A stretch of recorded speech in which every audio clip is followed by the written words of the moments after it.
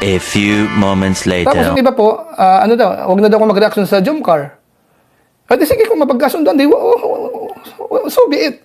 Di ba? Wala namang problema. Ano, bagamat sa totoong usapan ho, isa ang Jomcar sa mga nire-reactionan talaga natin na gustong-gusto nating reaksyonan. Pero kung dahil po dyan sa naging topic ko kahapon, yun po ang mag-i-end sa aking pagre-reaction sa Jomcar, wala akong magagawa. Kung yan po ang kagustuhan ng nakararami na Jomcar supporters, walang problema po, hindi po. Okay, let's go. Mga kalingap, isang mapagpalang araw po sa ating lahat. Nagbabalik ang inyong lingkod Ronyo Mix Vlog. At kung bago ka pa lang dito sa aking channel, please don't forget to like, share, comments, subscribe, and hit the notification bell para updated po tayo palagi tuwing may bago tayong video upload. At wag po nating kalimutang suportahan palagi ang ama ng Kalingap, Kuya Val Santos Matubang, Ate Edna Vlogs, at Kalingap Rab, Kalingap Reactors, Kalingap Partners, Keyboys at suportahan din po natin ang lahat ng mga charity vloggers sa buong Pilipinas na walang sawang tumutulong sa mga kababayan nating mahihirap at nangangailangan ng tulong. Maraming salamat po, mga Kalingap. Paano kung ang isang taong nagsalita para sa awareness ay siya pang naging kontrabida sa paningin ng iba?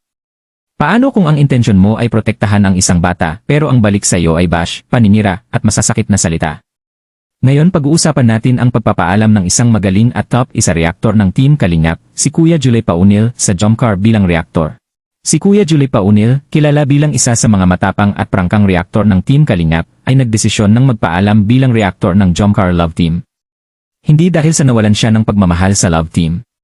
Hindi dahil sa sumuko siya sa advocacy. Kundi dahil halos hindi na niya makaya ang pangbabash na kanyang natatanggap matapos niyang magsiwalat ng isang sensitibong issue patungkol sa kanilang iniidolo. Ngayon, tanong ko sa inyo mga Kalingap. Tama bang siraan siya ng personal? Tama bang murahin, laitin, at sabihan ng masasakit na salita ang isang taong nagsalita lang para magbigay babala o awareness? Kung hindi tayo sang-ayon sa opinyon ng isang tao, ibig bang sabihin nun ay pwede na natin siyang durugin bilang tao? Hindi ba pwedeng magkaiba lang tayo ng pananaw? Sa pagkakaintindi ko, wala naman siyang balak sirain ang idol ng iba. Ang gusto niya ay maagapan ang posibleng hindi magandang mangyari sa isang bata. Pero imbes na makita bilang awareness, minasama ito ng ibang fanatics. Dito pumapasok ang problema ng pagiging sobrang emosyonal kapag idol ang nasasangkot. Mga nagbato ng masasakit na salita. Isipin natin. Kung kayo ang nasa posisyon niya, kakayanin niyo ba ang ganoong klase ng pangbabash araw-araw? Criticism is normal. Pero personal attack? Ibang usapan na yon. Kuya Julay, kung sakaling mapanood mo ito, ang paninindigan ay hindi nasusukat sa dami ng bashers. Minsan, ang pinakamahirap gawin ay ang magsalita ng katotohanan. At hindi lahat ng tao ay handang makarinig nito.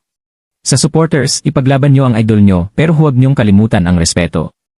Sa reactors, tandaan natin na may responsibilidad din tayo sa mga salitang binibitawan natin.